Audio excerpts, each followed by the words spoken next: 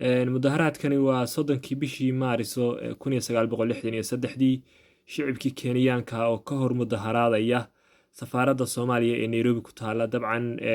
waxay arrintu daaranayd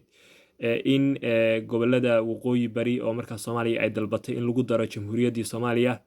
Kenyaankii shicibkoodii iyo dowladdoodiiba uu ka soo horjeestay iyagii oo markaa ka hor mudaharaadaya safaaradda jamhuuriyadda Soomaaliya ay ku lahayd Nairobi. dabcan arrintan waxaa kasii horreeyey safarkii ra-iisul wasaarihii Soomaaliya ee Cabdirashiid Cali Sharmaake 1962 intaan Kenya xorriyadda la siin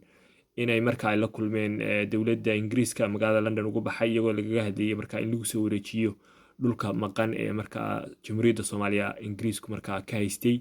oo in lagu soo celiyo markaa ay la midoobaan waxa loo yaqaanay Soomaali weyn ama jamhuuriyaddii Soomaaliya.